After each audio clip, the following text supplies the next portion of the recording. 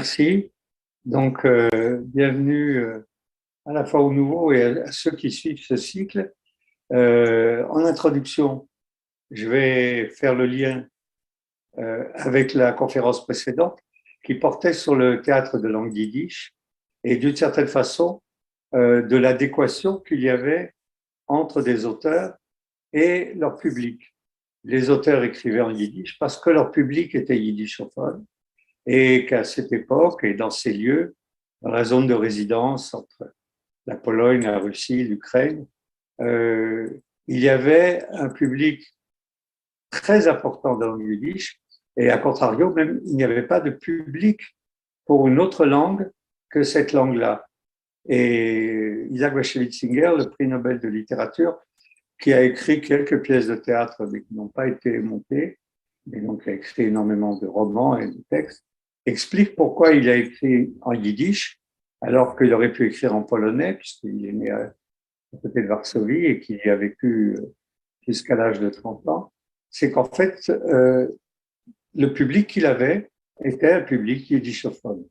Et donc, il écrivait et en ça, on voit qu'on a affaire à une certaine forme d'activité artistique qui va à la rencontre de ceux à qui on parle.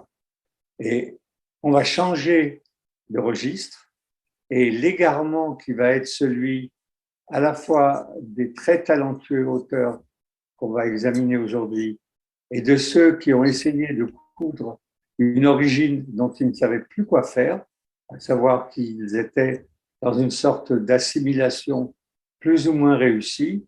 Je donne les noms, mais vous les verrez au fur et à mesure.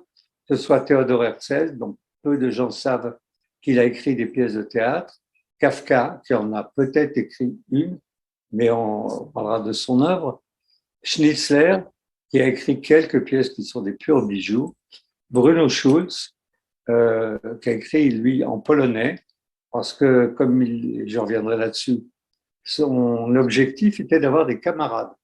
C'est-à-dire, il écrivait pour que les gens qui habitaient avec lui, qui étaient ses amis proches, dont certains écrivains comme Gombrowicz, puissent lui être des camarades.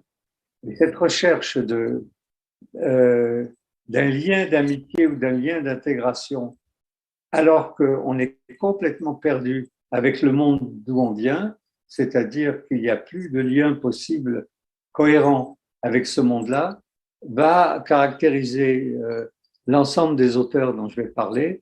Un que vous connaissez peut-être moins, qui s'appelle Pavel Kohout, peut-être que vous ne connaissez même pas du tout, mais on l'a monté quand j'étais à Toulouse, une pièce qui s'appelle Pauvre assassin, et qui après a été donnée dans le théâtre dont j'avais la charge à Paris, enfin dans la banlieue parisienne. Donc, et en dernier, si on a un peu de temps, je parlerai d'Isaac Bavel. C'est un peu particulier, mais il rentre dans cette catégorie, c'est-à-dire ils sont la première génération de l'émancipation.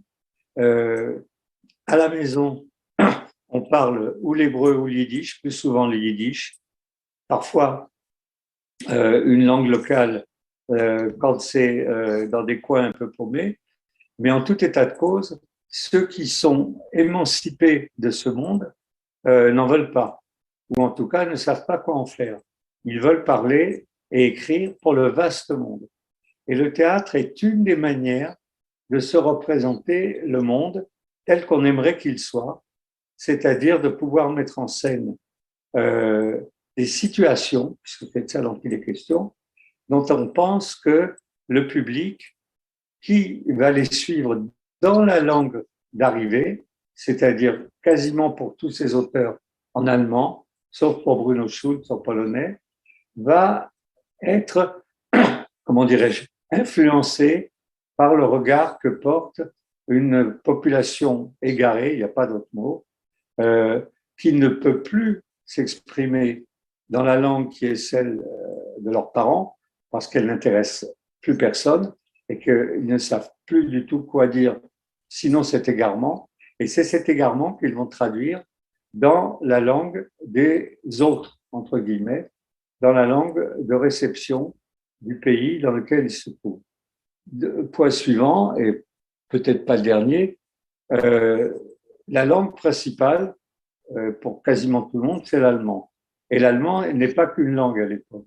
L'allemand est une civilisation, est une culture, et accéder à l'univers des germanophones, pour ces juifs qui sortent de familles issues du ghetto ou de mondes fraîchement libérés du ghetto, accéder à la langue allemande, c'est accéder à l'universel, c'est-à-dire permettre de parler au monde entier. L'allemand n'est pas seulement la langue qu'ils vont utiliser pour pouvoir parler à d'autres qu'eux-mêmes et parler à des gens de culture qui sont germanophones, c'est la langue universelle. Ce serait aujourd'hui l'anglais, c'est-à-dire la possibilité d'accéder à un autre monde, aux lumières, à l'universel. Et on va voir ce qu'il en est pour la plupart de ces auteurs. La comparaison ne peut pas tenir avec le français parce qu'on en parlera la fois prochaine. La manière dont le français est devenu la langue des juifs écrivant pour le théâtre n'était pas aussi complexe ni aussi problématique que l'allemand, pour une raison au moins simple, c'est que cette région d'Europe centrale et de l'Est était une région violemment antisémite et que donc l'usage de la langue allemande posait un problème de ralliement. Peut-on se rallier à cette civilisation qui est portée par la haine des Juifs? Alors, donc ce premier problème, c'est l'origine. Ils ne peuvent plus assumer leur origine ou ils ne veulent pas assumer leur origine juive. Certains auront fait des études pour être rabbins, d'autres auront été dans ce qu'on appelle les écoles religieuses, des yeshivot. Tous ont un bagage juif très important. Il n'en reste pas moins qu'ils ne savent pas quoi en faire et ils ne veulent pas en faire quoi que ce soit.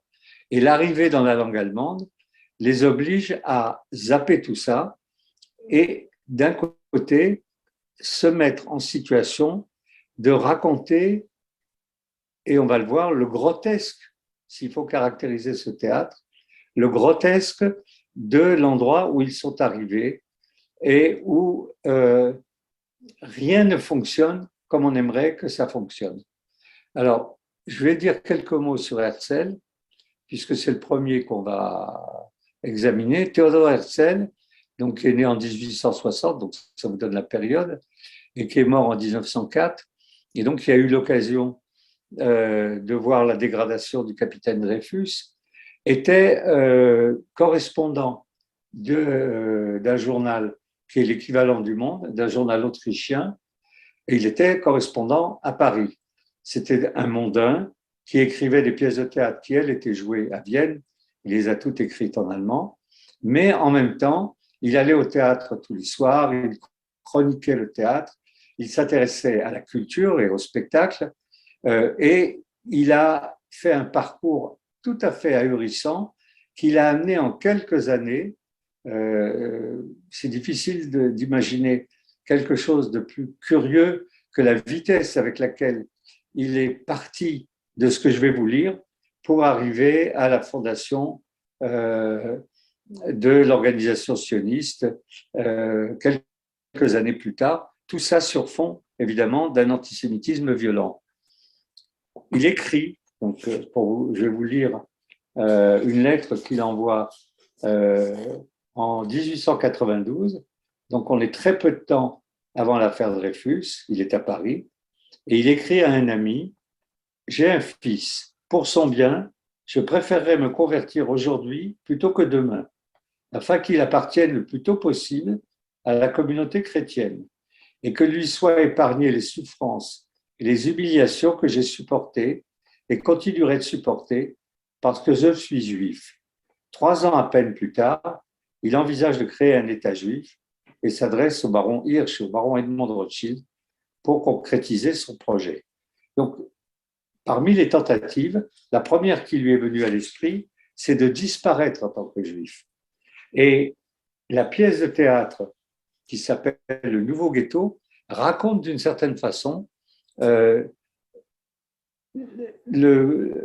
point où il en est arrivé 3 ans plus tard, c'est-à-dire cette absence d'issue possible pour le devenir juif.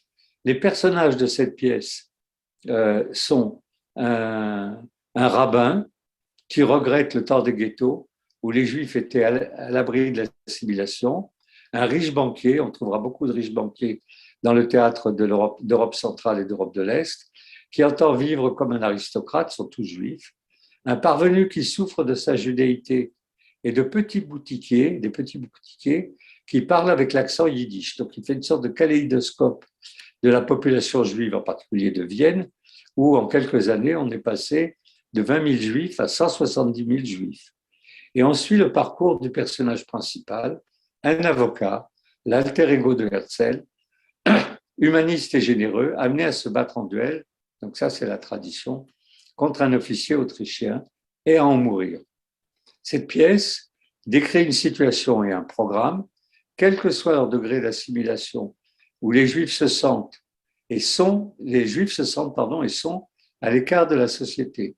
Se réfugier dans un ghetto spirituel, c'est ce que signifie le titre, le nouveau ghetto, ou au contraire s'assimiler, conduisent ici l'un et l'autre à l'échec.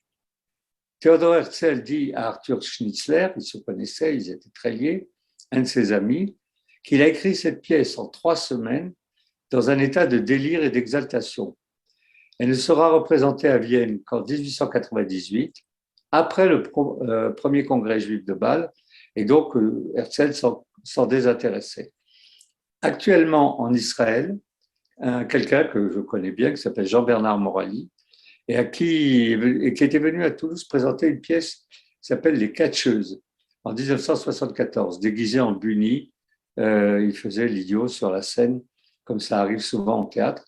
Donc, il est maintenant prof de théâtre à l'Université hébraïque de Jérusalem, et il a traduit cette pièce en hébreu, et en hommage à Herzl, elle est jouée actuellement sur une scène à Jérusalem. Je n'ai pas d'écho, savoir si elle présente un intérêt quelconque ou pas.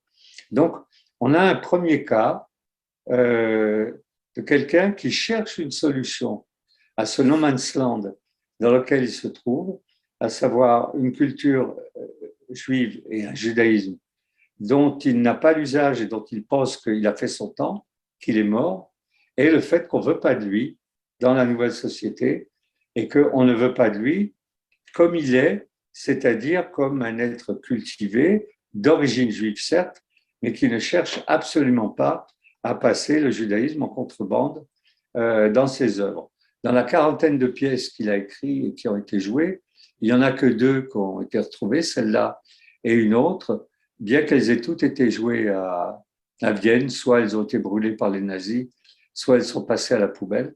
Mais en tout état de cause, en 3 ans, voilà le parcours qu'il a fait et qui nous ouvre quelques perspectives sur la problématique, là on le voit de manière totalement densifiée, de cette génération qui va utiliser et qui va espérer pouvoir utiliser le théâtre pour parler à des communautés, celles qui sont dans la salle, et dire à ces communautés, voilà ce que nous avons, nous, à dire sur qui vous êtes et ce que nous sommes.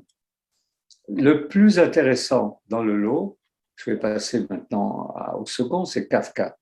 Kafka est intéressant à plus d'un titre. D'abord, c'est un écrivain absolument inouï, mais en même temps, il a un parcours dont il n'a pas lâché aussi vite que Herzl, voire même pas du tout, les tenants et les aboutissants.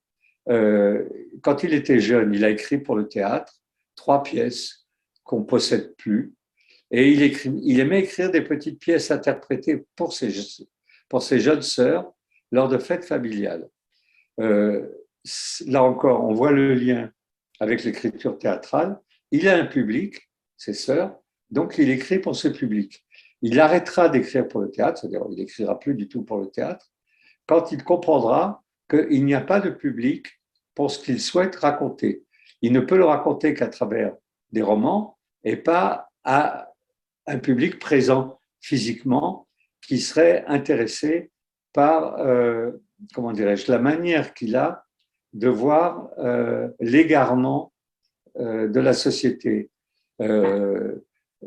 pragoise, et donc celle d'Europe centrale, et il va d'une certaine façon se retrouver condamné, entre guillemets, à écrire des romans et à abandonner le théâtre.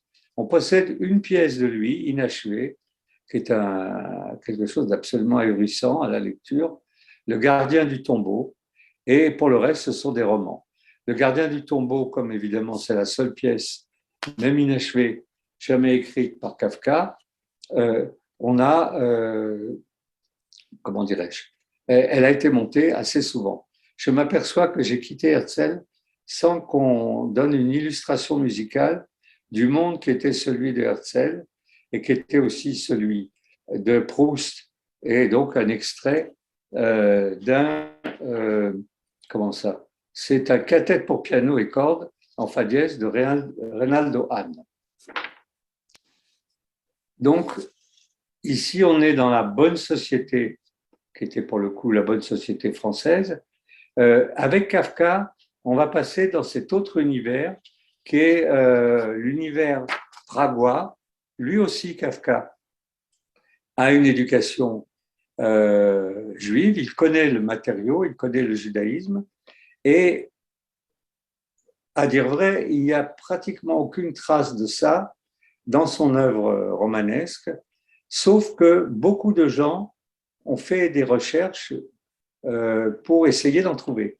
Et pour voir dans l'écriture de Kafka, dans l'univers kafkaïen, puisque c'est passé, l'expression est passée dans le domaine public, ce qu'il devrait avec la situation qui était celle des Juifs et avec la culture juive.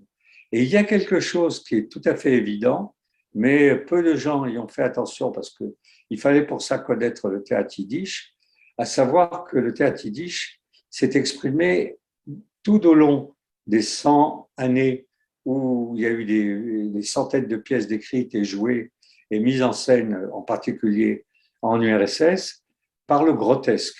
Le grotesque, les masques, l'absurdité, mais surtout le grotesque, était la marque de fabrique du théâtre yiddish. Or, Kafka avait une passion, et il en parle, je vais en dire quelques mots, il avait une passion pour le théâtre yiddish.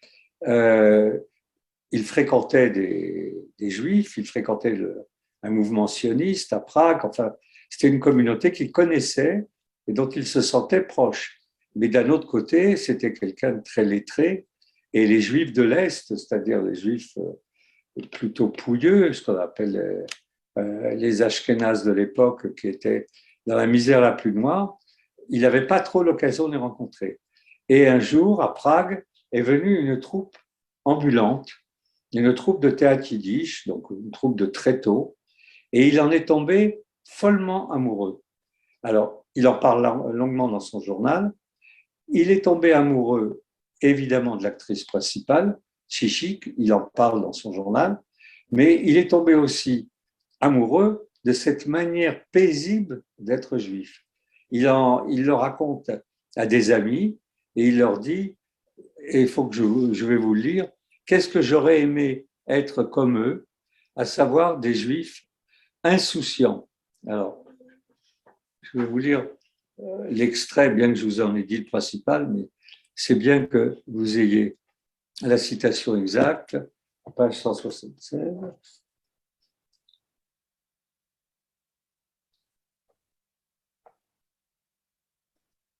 Voilà.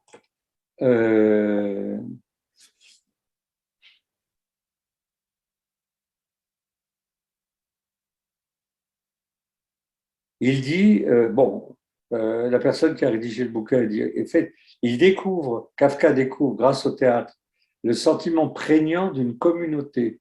C'est quelque chose qu'on va retrouver chez tous les auteurs de théâtre, évidemment, le besoin de communauté.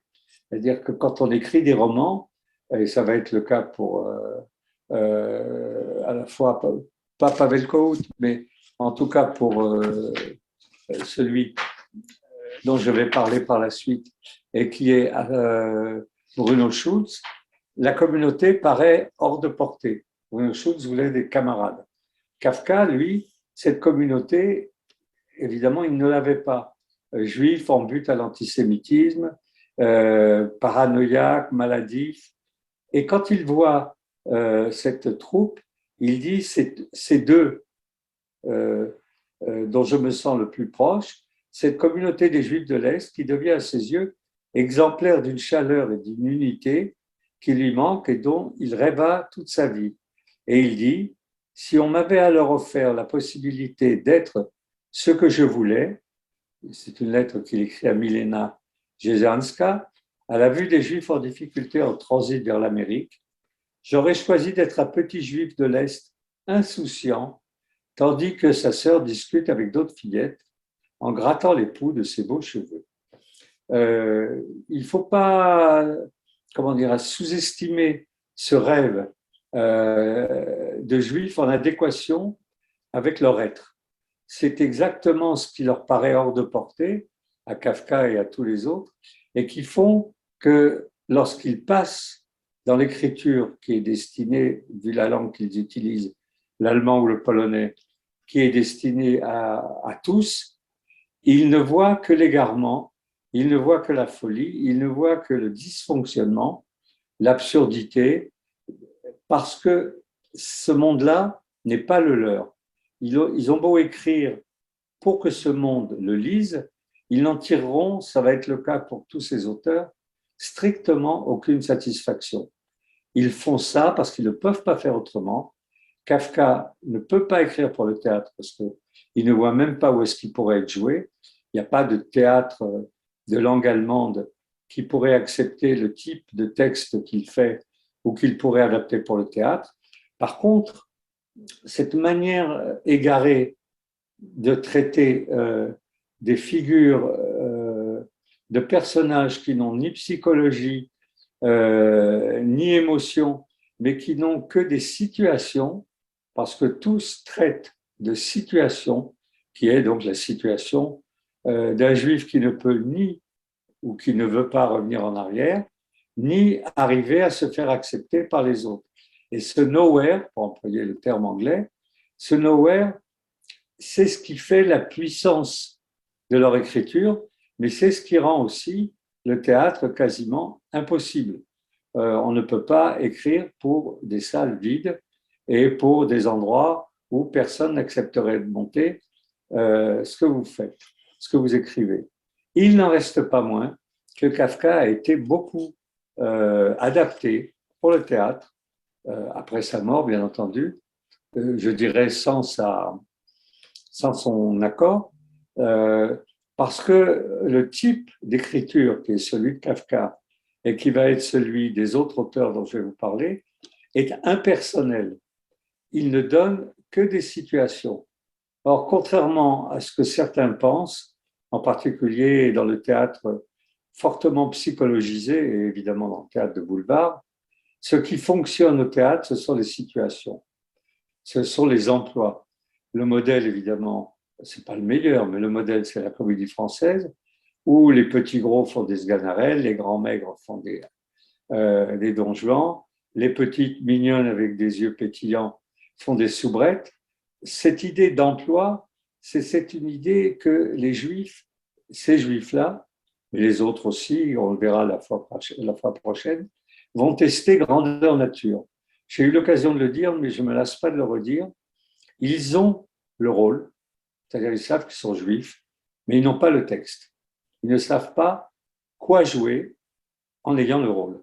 Et donc, ils ont la situation, et si cette situation, ils peuvent la décrire, ce qui est le cas de Kafka, il décrit des situations qui sont typiques de juifs égarés, des situations dans un monde grotesque où les juifs ne trouvent pas leur marque, et semble-t-il les nôtres non plus, et même s'ils ne signalent pas que ces personnages sont juifs, on comprend que cet égarement est celui de quelqu'un qui a le rôle, qui a l'emploi, mais qui n'a pas le texte et qui ne sait pas quoi en faire. Et on va le voir dans un dernier passage que je vais vous lire. Il avait pour lui la langue allemande. On aurait pu penser que c'était un auteur qui vénérait l'allemand parce qu'il a fait l'objet, l'héritage de Kafka a fait l'objet d'un procès qui a duré un paquet d'années entre le musée d'Israël et un centre d'archives allemand. Ce centre d'archives disait mais Kafka est un auteur allemand et on veut conserver toutes ces archives. Et Israël, où pratiquement personne ne lisait Kafka, il avait été très peu traduit en hébreu, disait pas du tout. C'est un juif, tout en lui relève d'une pathologie juive. Et donc, c'est à nous de conserver euh, cet héritage que lui avait confié Max Brod, son compagnon. Et en fin de compte, c'est pour faire plier Israël, c'est pas évident. Donc, c'est eux qui ont conservé le musée de Jérusalem, euh, les archives de Kafka, et petit à petit, des chercheurs israéliens commencent à s'occuper ou à s'intéresser à Kafka. Et alors, un mot justement sur ce qui pourrait faire croire que, écrivant en allemand, il écrivait comme dans une langue d'exception. Il faut que je retrouve cette citation. Il écrit dans son journal: Hier, il m'est venu à l'esprit que si je n'ai pas toujours aimé ma mère comme elle le méritait et comme j'en étais capable, c'est uniquement parce que la langue allemande m'en a empêché. La mère juive n'est pas une Mutter. Et pour pouvoir parler à sa mère, il aurait aimé pouvoir lui parler en yiddish et pas lui dire Mutter, c'est-à-dire mère en allemand. Voilà l'obstacle, un des obstacles qui se dressait devant lui, c'est que non seulement les figures du procès, de l'Amérique, de ces différents romans sont des situations avec des personnages, comment dirais-je, inessentiels, qui ne sont que des figures euh, en situation, des emplois, mais qui plus est, la langue qu'il parle est une langue purement technique et la langue nécessaire pour que quelque chose se raconte. C'est une langue sans affect. Et là encore, il y a quelque chose de difficile à admettre et de difficile à comprendre. Les auteurs juifs d'Europe centrale, pour la plupart, pas tous, mais pour la plupart, utilisent l'allemand et pour Bruno Schulz le polonais comme un espéranto, c'est-à-dire une langue sans affect. Alors, on va écouter autre chose. On va écouter le morceau suivant que j'ai choisi. C'est sur l'immigration. Kafka a écrit un texte qui s'appelle L'Amérique. Il y avait une immigration vers les États-Unis importante à l'époque où il vivait à Prague, et il s'est lui-même d'ailleurs posé la question d'aller vivre là-bas, de même qu'il s'est posé la question d'aller construire un État juif en Terre Sainte. Il a fait ni l'un ni l'autre, mais l'immigration vers les États-Unis était un sujet de conversation assez important et constant. Donc, si on peut mettre ce air chanté par les Barry Sisters, qui sont des vraies sœurs, et dans un type d'interprétation qu'on appelle la close harmonie, c'est-à-dire elles chantent presque ensemble, mais pas tout à fait, et le morceau s'appelle Die Grüne Cousine, la cousine verte. Je vous donne juste le début, c'est en yiddish. Il m'est arrivé une cousine, donc c'est les Américains qui parlent, des Juifs américains.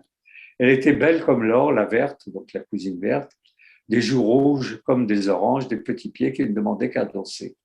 Et elle s'est trouvée un boy, et puis elle s'est fait plumer. Et en fait, cette cousine, maintenant, elle dit que la peste soit du pays qu'a découvert Christophe Colomb. On l'écoute. Donc, pour clore, parce qu'il n'est pas question de parler de toute l'œuvre de Kafka, mais de ce qui nous concerne, c'est-à-dire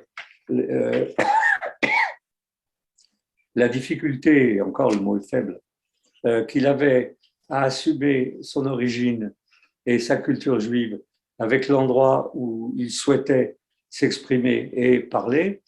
Il raconte, je vous en ai lu quelques lignes, le bonheur qu'il a eu quand il a rencontré cette troupe de va-nu-pieds, d'une certaine façon, yiddishophone, qui est resté une semaine à Prague, à jouer des pièces de Goldfaden, c'est-à-dire Goldfaden, c'est une sorte de Molière juif.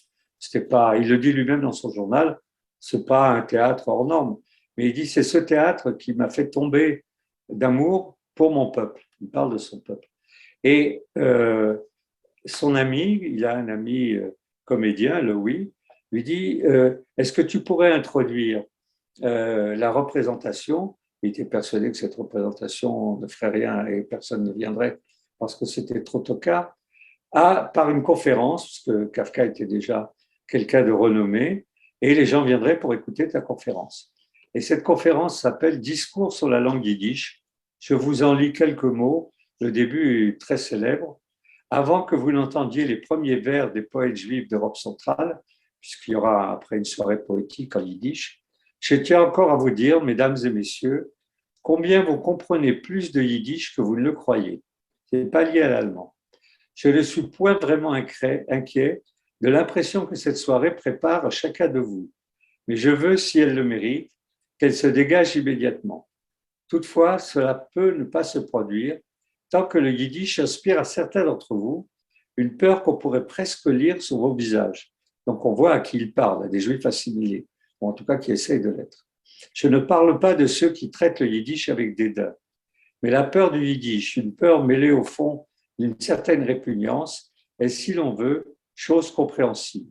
Donc voilà, il continue, il y en a toute une tartine, c'est un très beau texte qu'on trouve dans Préparatifs de noces à la campagne, donc des nouvelles de Kafka, regroupées sous ce titre. Alors on avance, parce que c'est un peu notre objet d'avancer, et on va passer à Arthur Schnitzler. Arthur Schnitzler, il est né à Vienne lui aussi, et il meurt à Vienne en 1931. Donc avant Freud, Freud mourra quelques années après, et à Londres, Schnitzler restera et mourra avant que l'Autriche ne soit submergée par l'Anschluss hitlérien, donc en 1931. C'est un médecin et il écrit, il préfère écrire que évidemment être médecin, parce que, comment dirais-je, il trouve dans l'activité d'écriture une certaine forme de noblesse, et parce qu'il est médecin et qu'il est un médecin très réputé, il a un public. Et donc, il peut écrire non seulement des nouvelles, beaucoup, en particulier, comment ça, je vais vous donner les quelques titres pour éviter de me tromper, mais c'est qu'on trouve La Ronde. La Ronde est une pièce, mais le professeur Bernardi également, mais Vienne au crépuscule, Mademoiselle Else, et quelque chose de splendide qui s'appelle Relations et solitude et aphorisme. Et donc, le succès qu'il a, qui est très important, il en débat avec un ami à lui, très proche, qui est Freud. Et Freud lui écrit un jour, quand je pense à tout le travail que nécessite le fait de déchiffrer et de décrypter l'âme humaine, et que vous arrivez à faire cette chose-là, comment dirais-je, simplement, on peut le dire, à travers des pièces de théâtre, j'en suis humilié. Et bon, Schnitzler ne lui répond pas parce qu'il comprend, non pas qu'il pense que ce que fait Freud n'a aucun intérêt, mais que Freud prend des outils compliqués pour arriver à des choses simples. Parce que Freud s'intéresse à la psychologie de chacun, et donc à l'inconscient et à l'arrière-fond, alors que Schnitzler, en travaillant pour le théâtre, je l'ai dit, mais je le répète, ne s'intéresse qu'aux situations. Et là, une citation de Singer me vient à l'esprit, d'Isabelle Singer. Il dit, quand vous faites entrer dans un café une femme avec un manteau de fourrure, un homme avec un livre qui fait semblant de lire, et une troisième femme qui regarde les deux en se demandant est-ce qu'elle va pouvoir ou pas attirer l'attention de cet homme qui visiblement a de l'argent. Il dit il n'y a pas besoin de psychologie. D'ailleurs, Singer dit je n'ai jamais utilisé la moindre psychologie dans aucun de mes romans. Il dit on comprend tout de suite de quoi il est question. Lorsqu'on voit ces personnages, que j'ai filmés, d'ailleurs quand j'ai fait un documentaire sur Singer, j'ai filmé cette scène dans Meshuggah, on comprend ce qui se trame. Or, Schnitzler, en écrivant pour le théâtre, laisse à comprendre beaucoup plus facilement que ne le fait Freud ce qu'il y a lieu de comprendre. Et en particulier, dans deux pièces dont je vais parler maintenant.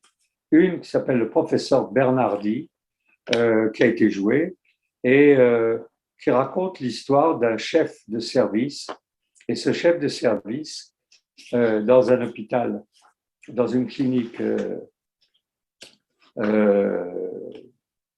à Vienne, refuse, c'est ça dont il est question, et que ça va créer un scandale énorme quand la pièce va être censurée. Je vous dis le topo, le propos.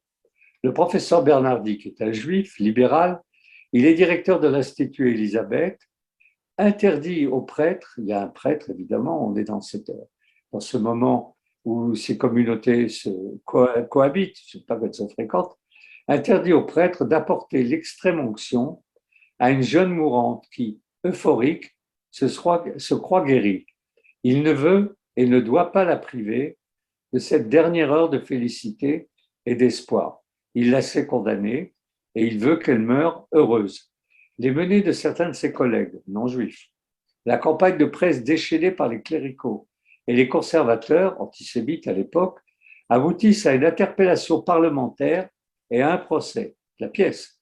Le professeur est condamné à 2 mois de prison ferme, donc ça c'est le vrai professeur qui a servi de modèle pour la pièce, pour entrave à la liberté du culte. Cette pièce a été interdite par la censure en Autriche et elle rend compte du milieu que Schnitzler connaissait le mieux, l'univers médical et hospitalier. De quoi est-il question, là encore? Le professeur Bernardi sait que cette femme a été est mourante parce qu'elle a subi un avortement. Et donc, plutôt que de se lancer dans des discussions avec ses collègues qui vont devoir la dénoncer et donc qui vont la laisser mourir, mais qui veulent avant, puisqu'il est question de faire venir un prêtre, lui apporter l'extrême onction, il dit, après tout, qu'elle meure heureuse et surtout qu'on ne lève pas cette question de l'avortement qui était évidemment totalement interdit à l'époque. On est dans une description, là encore, de situation où les dialogues n'ont pas un intérêt fou, mais où chacun tient un rôle. Le professeur Bernardi, qui est juif et libéral, le prêtre et les différents protagonistes de la clinique. Il faut savoir que cette pièce, dont je viens de le dire, a été interdite par la censure en Autriche. Et il a fallu un paquet d'années avant qu'elle puisse être jouée. Mais venons-en à la dernière, ou en tout cas l'œuvre la plus importante et la plus connue de Schnitzler, c'est La Ronde. Donc, la pièce a été écrite en 1897, elle a été publiée en 1903, mais sa censure en 1904 déclenche un long scandale pendant plus de 2 décennies, c'est-à-dire pendant 20 ans. Et la pièce ne fut créée que le 23 décembre 1920 à Berlin et pas à Vienne, et en 21 à Vienne. Les premières représentations donnèrent lieu à 2 procès gagnés par les partisans de la pièce, à savoir que l'ambiance était un peu meilleure. La pièce, c'est 10 dialogues, où je vous rappelle rapidement de quoi il est question. C'est 10 brefs dialogues entre 2 personnages, un homme et une femme, à chaque fois donc un homme et une femme, qui ont une relation sexuelle à la fin du dialogue. Le spectateur assiste au préliminaire, au jeu de séduction et de pouvoir, et à la fin du tête-à-tête. L'acte sexuel lui-même n'est pas mis en scène. La ronde est constituée par le fait que chacun des protagonistes a 2 partenaires successifs et apparaît donc dans 2 scènes consécutives, et que le dernier des personnages a une relation avec la première.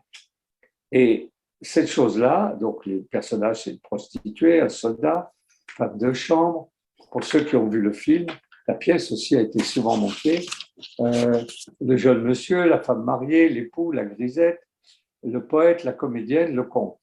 Et la réception de l'œuvre, à cause de sa thématique sexuelle, dit-on, mais en fait surtout parce que rien n'est psychologisé, je reviens là-dessus. Ce sont des situations, a été d'abord scandaleuse, et lorsqu'elle a été enfin publiée, le succès a été immédiat. 4000 exemplaires avaient été écoulés et 11 000 exemplaires en 1903, puis 20 000 en 1904.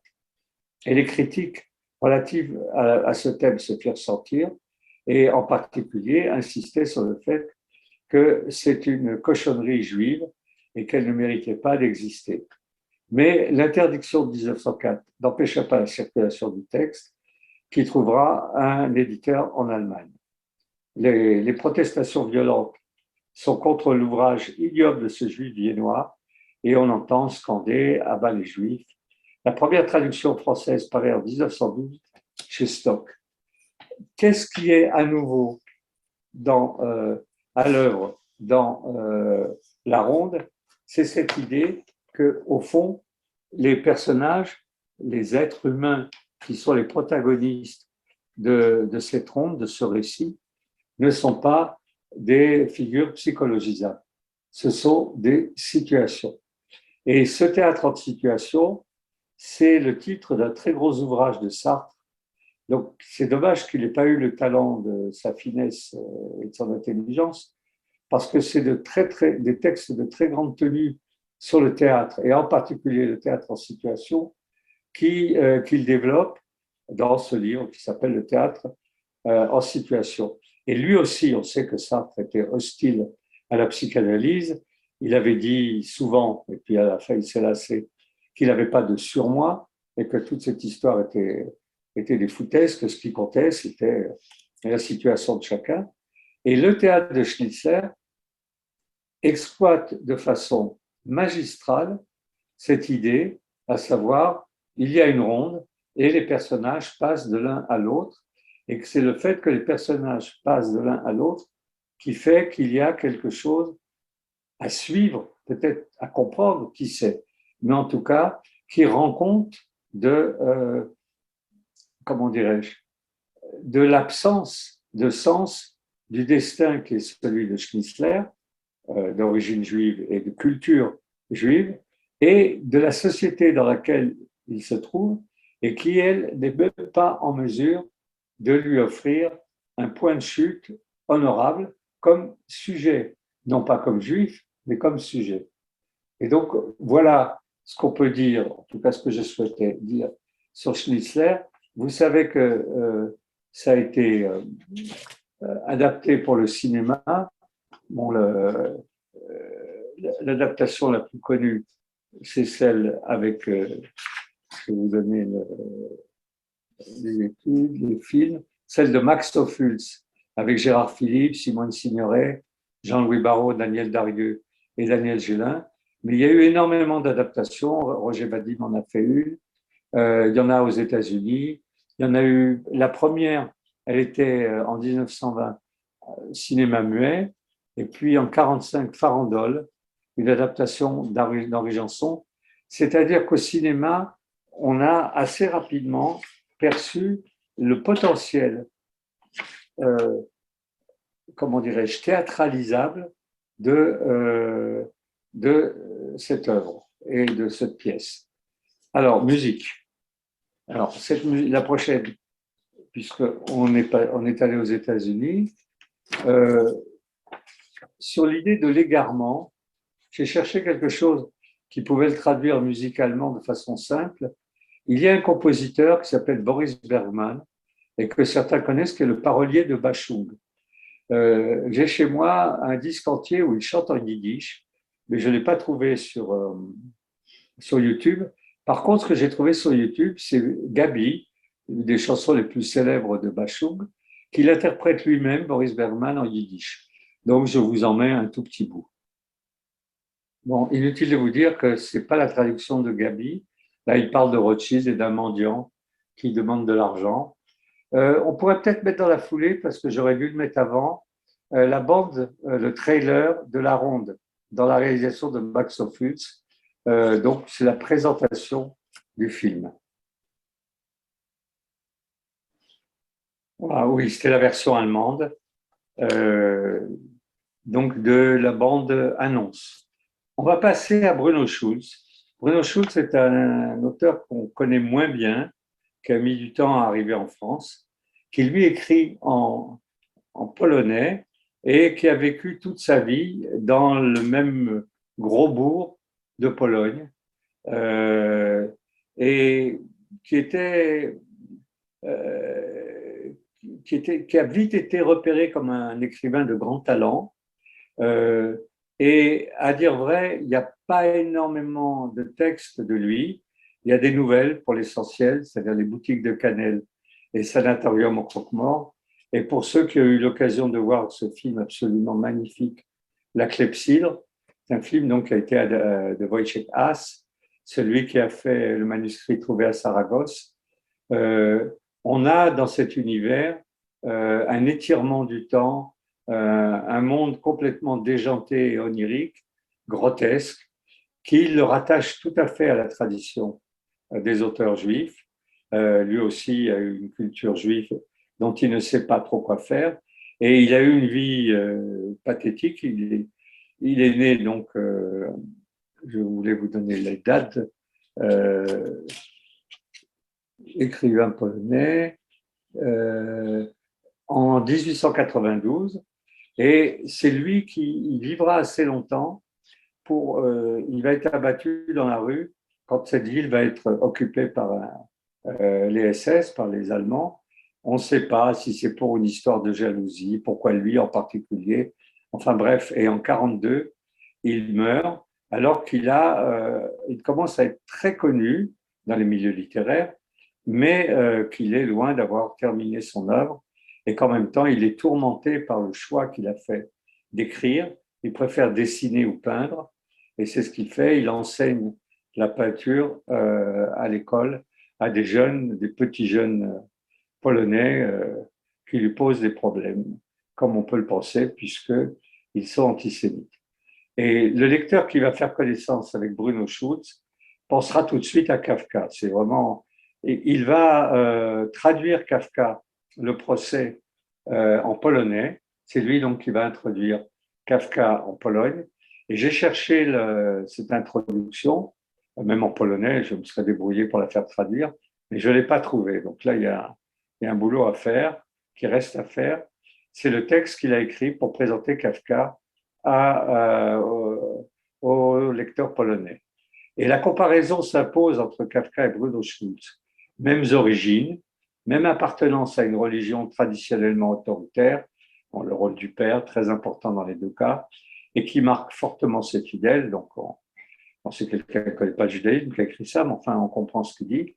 Même culture allemande, alors que Bruno Schulz choisira d'écrire en polonais pour avoir des camarades, c'est-à-dire pour parler à des gens avec qui il peut dialoguer. Ce sera le cas en particulier de Gombrowicz, qui admirera Bruno Schulz. Il dira par la suite, une fois que Bruno Schulz sera mort, qu'il n'avait pas tant admiré que ça. Il ne voulait pas qu'on pense qu'il lui devait tout, mais d'une certaine façon, il lui devait beaucoup. Et donc, c'est pour avoir ces dialogues avec ces écrivains polonais qu'il a fini par écrire en polonais et pas en allemand. Schulz, d'ailleurs, était conscient de ses affinités et il les a marquées dans la préface à la traduction du procès qui a introduit en 1936 Kafka en Pologne. Je ne l'ai pas, mais on peut imaginer un peu, quand on connaît l'œuvre de Bruno Schulz, de quoi il est question. Il est donc dessinateur et graveur et il est lui aussi, un peu comme Kafka, présente des personnages sadomasochistes, des maîtresses femmes, des vieux juifs bouffons, autoportraits en avorton, spectres sombres, tortueux, grinçants, coupants. On ne peut pas ne pas penser aux concessions, entre guillemets, faites par le théâtre de langue yiddish, qui présente de manière grotesque les juifs pour qu'ils soient, comment dirais-je, admissibles par la population non juive. C'est-à-dire pour qu'ils disent, oui, en effet, les juifs sont bien comme ça, la preuve, c'est un juif qui nous le dit. Et il ne quittera pas la ville où il a passé toute son existence. Et ce qu'on possède de lui, c'est surtout des lettres et ces quelques nouvelles qui ont été regroupées dans les boutiques de cannelle, écrites en 1934, et le sanatorium au Croque-Mort en 1937. Dans les boutiques de cannelle, il livre 13 récits d'inspiration autobiographique qui constituent l'histoire d'une famille dans sa signification spirituelle, le secret d'un sang et d'un lignage sous une forme qui touche au mythe. Et c'est ce qu'on voit dans le film Le sanatorium au croque-morts. C'est un jeune homme qui va voir son père mourant dans un sanatorium. Et en se rendant dans ce sanatorium, le temps est déstructuré et on ne sait pas s'il arrive, s'il en repart. Et le monde est totalement baroque pour ceux qui s'intéressent un peu au cinéma polonais, mais aussi à la peinture polonaise. La Pologne est un pays catholique et donc il y a un attrait pour les couleurs de la contre-réforme, des couleurs absolument pétard, beaucoup de rouge, beaucoup de bleu, de violet. Et c'est ce qu'on retrouve dans le film de Wojciech Has, le capitaine des pompiers habillé de rouge, qui est le goy de service, c'est-à-dire le non-juif qui structure le récit, c'est un pompier, parce qu'il représente à la fois, comment dirais-je, la certitude d'un monde solide, puisque les pompiers sont là pour garantir la sécurité et la possibilité d'habiter dans ces villes où il y avait régulièrement des pogroms et des incendies. Et d'un autre côté, le fait que ce baroque-là échappe totalement à la logique juive, qui est une logique rationnelle et qui, évidemment, aucun rapport avec la contre-réforme. Donc, que dire sur Bruno Schulz? C'est difficile d'en parler longuement parce qu'il faut le lire, mais c'est un des auteurs les plus intéressants et les plus importants de cette époque.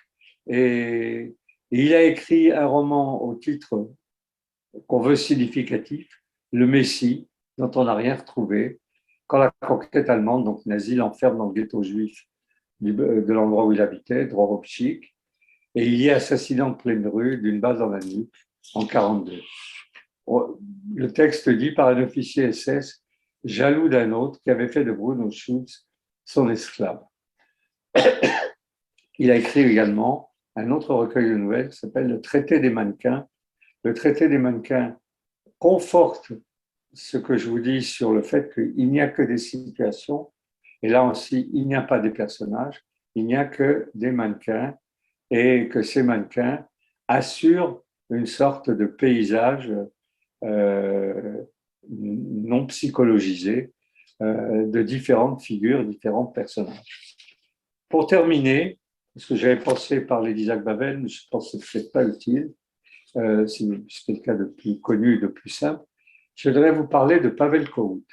Alors, Pavel Kohout, il est né, c'est un écrivain tchèque, il est toujours vivant, il a 98 ans, je crois, il est mort, il est né en 1928, et je crois que ce n'est pas inintéressant que je dise comment je me suis aperçu qu'il était juif, parce qu'il n'y a à peu près rien dans ses œuvres théâtrales de juif, sauf le sarcasme, l'ironie et le fait qu'au moment du printemps de Prague, il signe la charte 77 avec Václav Havel et qu'il est donc mis dehors de Tchécoslovaquie à la suite d'une campagne antisémite.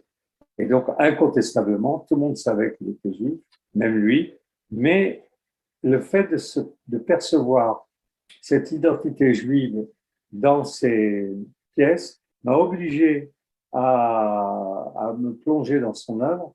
Je connaissais qu'une seule de ses pièces, qui s'appelle Guerre au troisième étage, parce qu'elle avait été jouée dans le théâtre dont j'avais la charge à Paris, en banlieue parisienne, à Suresnes. Et de fait, je ne savais pas qu'elle faisait partie d'un triptyque où les pièces, 3 pièces, parlaient de conflits à l'intérieur d'un immeuble. C'est-à-dire que le ridicule de la situation était que tout se passait dans un espace petit, minuscule, un immeuble. Là, la guerre au troisième étage est à différencier de ce qui se passe dans le sous-sol. Il y a une pièce qui se passe entièrement dans le sous-sol. Et on va retrouver ça la fois prochaine avec des auteurs dont les personnages principaux sont des kidam, non pas des héros, des gens, et que ces gens font ce qu'ils peuvent pour tenter d'exister dans un univers qui, lui, est totalement absurde. Et alors, ce qui m'avait mis sur la voie concernant l'itinéraire de Pavel Kohout, c'est qu'en fait, comme on dit maintenant, il cochait toutes les cases. Il a été jeune militant marxiste, puis il a été communiste, il était au Parti communiste, puis il a été communiste critique. Il est l'un des auteurs tchèques les plus joués dans le monde, avec Václav Havel. Et donc, il était en adéquation avec une population dont il reconnaissait, comme dans les films de Miloš Forman qui est aussi un auteur tchèque et juif, pour ceux qui ont vu comment ça, Au feu les pompiers, qui est un pur chef-d'œuvre, qui met en scène pas des petites gens, mais des gens de l'ordinaire, ou l'autre, ou celui qui a fait Train étroitement surveillé, qui est aussi un film tchèque de la même époque. Il a comme matériau une très bonne compréhension des Kidam. Et cette très bonne compréhension des Kidam caractérise les auteurs juifs. Il n'y a pas dans les auteurs juifs de la modernité de rois, de reines, de princes, de dictateurs. On n'est pas chez Brecht. Ce n'est pas l'histoire qui structure la pièce, ce sont des kidam, des petites gens, et que ces petites gens constituent le matériau narratif le plus digne d'être traité théâtralement. Et il a écrit un nombre de pièces absolument incroyable, je ne sais pas s'il a écrit 80 pièces, et donc une fois qu'il est parti de Prague, foutu dehors, il s'est réfugié aux États-Unis. On lui interdit, ainsi que sa femme, de revenir en Tchécoslovaquie en 78.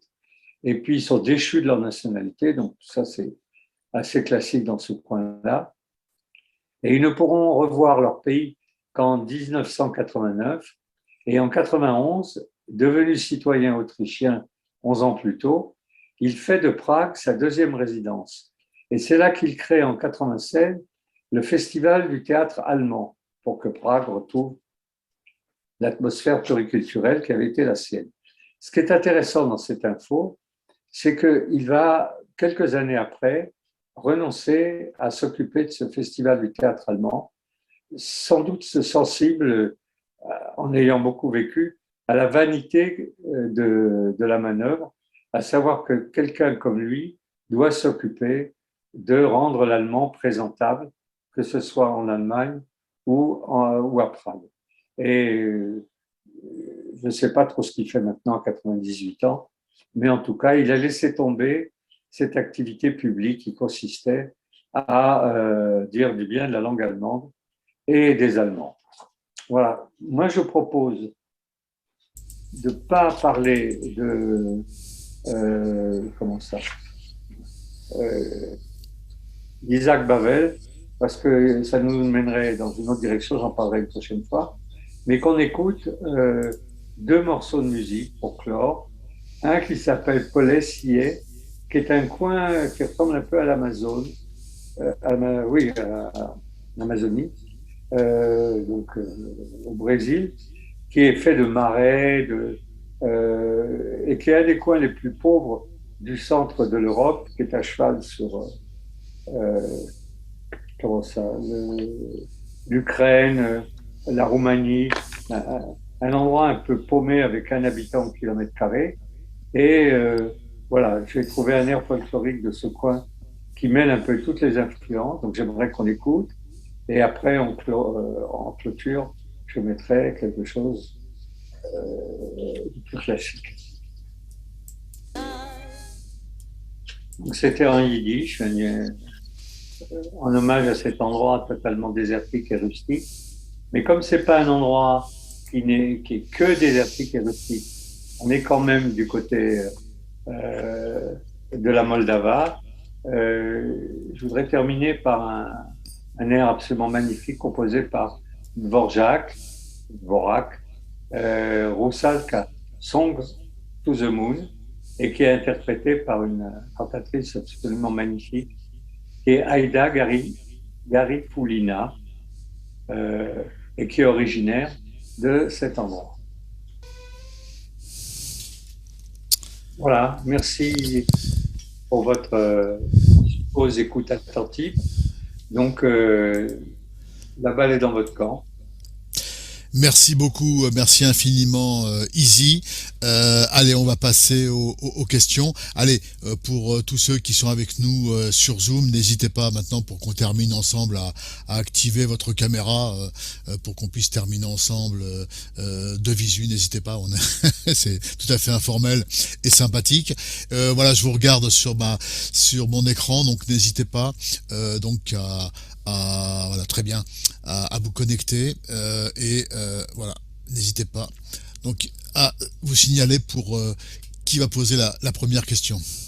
Alors, juste avant les questions, deux remarques venues de Marc Ehrlich que je remercie. Il précise tout d'abord concernant La Passagère d'Andrzej Munk, c'est un film inachevé à cause de la mort accidentelle du cinéaste et il me donne ensuite le lien pour regarder le film de Wojciech, La Clepsydre. Donc il nous donne le lien, donc c'est en anglais, enfin en version originale sous-titrée en anglais et en ukrainien. Merci, merci à vous, Marc. Wojciech, c'est son prénom. D'accord. Voilà. Wojciech Has, voilà, c'est ça. Donc la clepsydre, donc il nous a donné le lien pour ceux qui veulent le noter. Merci, merci beaucoup merci à Marc. Voilà, qui veut intervenir ou poser la première question? Allez-y, je vous regarde, n'hésitez pas. Allez. Allez Maurice, tu te lances. Une remarque. Allez, je te donne la parole. C'est la découverte de Gabi en yiddish.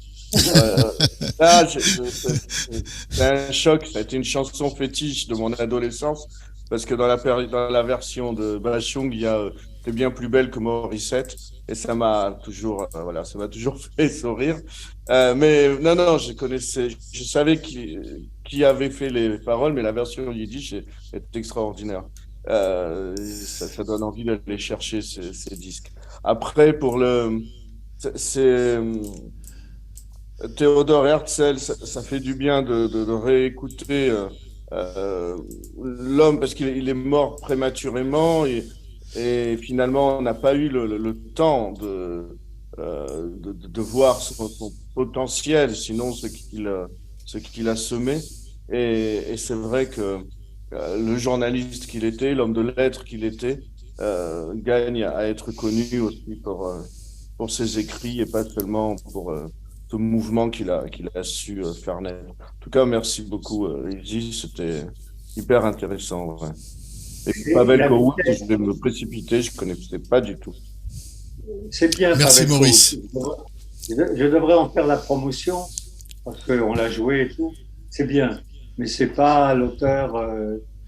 Par rapport au Tchèque que j'ai cité, donc Václav Havel ou Miloš Forman pour le cinéma, ou le gars qui a écrit Le Brave Soldat tchèque, moi je le trouve moins puissant. Mais bon, une remarque quand même en ce qui concerne Herzl. Moi, ce qui m'a frappé, et j'ai peut-être pas assez insisté là-dessus, c'est qu'en 3 ans, il est passé de l'idée qu'il faudrait que son fils soit converti au christianisme, c'est-à-dire que lui se convertisse au christianisme, et son fils pareil. Et tu sais qu'il a été faire cette proposition également au pape. Il est allé à Rome en disant, voilà, j'ai une solution pour la question juive, il faudrait convertir, non pardon, on fait venir tous les juifs sur l'esplanade à Rome, la place Saint-Pierre, et seuls les enfants rentrent dans comment ça, dans La basilique? oui, oui. Et les adultes qui sont perdus, de toute façon, pour eux, c'est pas réparable, restent dehors. Et le pape l'a pas envoyé bouler, il n'a pas eu de réponse. Mais il faut penser que ce gars-là, il avait ce genre d'idée et que 3 ans après, c'est un gars qui réfléchissait très vite. 3 ans après, c'est moins qu'on puisse dire, il est arrivé à la conclusion qu'il valait mieux tenter d'avoir un pays pour les Juifs. Merci, merci Izzy. Une question sur la ronde. Bon, on a tous vu effectivement le film de Max Ophüls. Est-ce que pour vous il traduit fidèlement l'œuvre? Ah oui, oui. D'accord. Il ajoute quelque chose parce qu'il incarne. Et quand j'ai donné la distribution, c'est pas non plus pour faire un peu l'intéressant. C'est pour dire, à partir du moment où il y a des gens comme Gérard Philippe et d'autres qui jouent dedans, vous perdez ce qu'apporte la lecture, à savoir comme des marionnettes ou des pantins qui font de ronde. Et il y a une tentation ou une tentative d'incarner et de psychologiser les personnages, de comprendre plutôt celui-là que tel autre, de tomber comment ça, de se lier d'affection pour la grisette plutôt que pour la comédienne. Et donc ça, il n'y a rien à faire, c'est le problème du cinéma. Wojciechas a réussi ça avec la clepsydre. Il n'y a pas de personnage. Il n'y a qu'une sorte de brouillard coloré qui rend très très bien compte de l'univers pictural. En plus, il a beaucoup dessiné, Bruno Schmidt. Mais le film est magnifique, oui, c'est un très beau film. Mais c'est un film qui ne raconte pas Schnitzler. Merci, Izzy. Allez-y, donc n'hésitez pas pour les questions, manifestez-vous, vous pouvez lever la main pour ceux qui veulent une précision ou ne serait-ce que faire une remarque. Donc on est à votre écoute. Hein. Vous levez la main et je vous regarderai. Hein. Juste, sinon, ici concernant Theodor Herzl, quelle a été pour l'homme de théâtre, sa popularité, quel succès il a eu ou quelle écoute il a eu à son époque? Bien en Autriche, il était joué. Il a joué, de ce que j'ai lu, une quarantaine de pièces. Donc, il était joué régulièrement. Mais bon, il faut connaître, en tout cas, il faut se représenter cette ambiance. Les gens allaient au théâtre. À dire vrai, ils se moquaient de voir des œuvres. Et donc, il était joué. Et c'est à ce titre, comme auteur de théâtre, que le journal, le principal journal de langue allemande autrichien, qui était le principal journal aussi de langue allemande européen, l'a envoyé comme correspondant à Paris. Il a été envoyé comme correspondant culturel. Et c'est à ce moment-là qu'il a vu la dégradation de Dreyfus. En fait, il était très perturbé par l'ambiance à Paris. Il ne s'attendait pas à ce qu'il y ait autant d'antisémitisme. C'était l'époque de Drummond. Et il ne s'attendait pas, évidemment, à tomber sur l'affaire Dreyfus.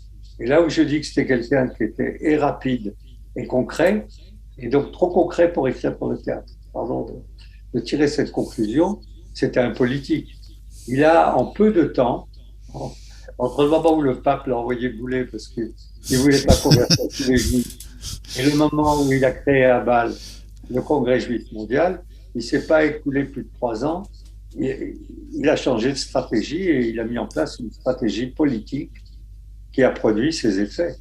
Donc, il était un peu incompatible avec le matériau théâtral.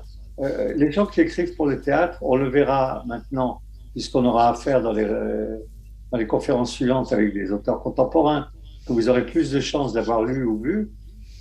L'idée que le théâtre pourrait amener à modifier les gens, c'est-à-dire le roman aussi, mais enfin, moi je fais allusion au théâtre parce qu'on représente des situations. Et quand je ferai la conférence sur la représentation de la Shoah au théâtre, il y a en particulier, c'est pareil, c'est un spectacle que j'avais fait venir à Toulouse, de Pip Simons, qui s'appelle Andy Music, qui est comment ça, hollandais. Il représentait, comment dirais-je, les tortures des prisonniers à Auschwitz, il les représentait sur scène. C'est-à-dire, les comédiens se faisaient battre. Et c'était assez insupportable. Mais ils ne bougeaient pas. Moi, j'étais ahuri. Après, on allait au bistrot, on discutait. Et j'ai dit, mais tu as bien vu que personne ne s'est levé dans la salle pour s'en aller. Il dit, oui, mais c'était le but. Il fallait que ce soit insupportable. Et il dit, non, le théâtre, c'est le théâtre, même s'ils prenaient des bleus, hein, et des sacrés coups. Mais c'était supportable parce que c'était du théâtre. Merci, Izzy. Y a-t-il, oui, Mme Kuczynski, alors, je vous active votre micro. Alors, attendez, ne bougez pas. Allez-y. Alors, attendez, je vous active votre micro. Regardez de votre côté. Attendez, on vous entend pas. Je voulais réactiver, je le réactive, mais de votre côté, vérifiez qu'il est bien activé. Sinon, activez-le de votre côté. Parce que là, on vous entend pas. Voilà, oui, moi, c'est bon. Ce qui m'a impressionné, bon. Merci d'abord, Izzy. Et ensuite, moi, ce qui m'a impressionné, c'est cette espèce de distance par rapport à leur langue maternelle, parce que l'allemand et le polonais, c'est, enfin, en tous les cas, oui, c'est leur langue maternelle. Ils prennent une espèce de distance, mais non seulement avec le public, mais moi, ce qui m'a intéressé, c'est Kafka, il a du mal à communiquer avec sa propre famille dans sa langue maternelle, quoi. Et ça m'impressionne beaucoup, cette espèce de distance, non seulement vis-à-vis du public, ils ne trouvent pas de public, mais par rapport à leur propre famille même. Euh, c'est parce que j'ai choisi exprès, parce que je trouve ce petit bout de texte ahurissant. Quand il dit « je ne peux pas dire maman en allemand ». Mutter, ça ne va pas du tout avec une mère juive. Mutter, ça va avec une mère qui frappe ses enfants, une allemande. Et donc, dire que c'est une langue maternelle, c'est une clause narrative, une clause de style. En fait, les parents parlent une langue qui n'est pas la leur. Et cette langue qui n'est pas la leur, elle est celle de tout le monde. Donc, les enfants parlent cette langue de tout le monde, mais lorsqu'il s'agit de parler avec les parents, il y a un effet d'étrangeté, et c'est ce que dit très bien Kafka. Et là, il y a énormément de reportages, de trucs qui se font maintenant parce que c'est des générations qui disparaissent. Et en France, on interroge les gens et on leur dit quelle langue parliez-vous avec vos parents. Alors, c'était soit le yiddish, mais les enfants ne parlaient pas le yiddish. Moi, mes parents me parlaient en yiddish. Et moi, je ne leur parlais pas en yiddish, c'était trop compliqué. Parce que ça impliquait une maîtrise de cette langue que j'ai gardée. J'écris, je lis le yiddish. Mais parler, c'est pas simple. La langue des parents, qui est une langue qui nous apporte des informations dont on ne sait pas quoi faire, dont on n'a pas l'usage. C'est la langue de la déportation et tout comme ça. Et pareil pour le judéo-arabe, qui est la langue de l'exil. Donc même si aujourd'hui il y a toutes sortes il y a des pièces en Israël en judéo-arabe. Donc c'est les jeunes qui montent ça. Mais en même temps, c'est pas leur langue maternelle. C'est la langue que les parents parlaient parce qu'ils n'en parlaient pas d'autres. Et ils étaient dans ce no man's land où ils avaient une langue, je ne me souviens plus qui a dit ça, j'avais une langue et ça n'était pas la mienne. C'était une langue et ça n'était pas la leur. Et donc leurs enfants, Kafka, c'est terrible ce qu'il dit, que tant que sa mère s'appelait, il devait, s'il aurait dû l'appeler, il ne l'appelait pas Mutter. Et s'il avait dû l'appeler Mutter, c'est facile de comprendre pourquoi il n'a pas réussi à créer des relations avec elle. La langue, c'est une histoire complexe. Et alors, pour les auteurs de théâtre, elle est très complexe. Parce qu'à la différence des auteurs de romans, ils peuvent maîtriser cette langue et les gens lisent sans savoir quelle est la langue dans laquelle pense, rêve ou s'exprime l'auteur. Un auteur de théâtre écrit pour un public. Et ce public, il a besoin d'entendre une langue. Je ne parle pas de la langue, sa syntaxe. On le verra avec Jean-Claude Grimbert la prochaine fois. Mais une langue qui lui raconte quelque chose. Et si cette histoire, Grimbert, que j'aime beaucoup, que je connais bien, enfin bon, pas tout dévoiler comme Grimbert disait, je répète tout le temps les mêmes trucs parce que les gens ne me comprennent pas. Or, il est toujours écrit en français tout le temps. Oui. Une question de Isidore.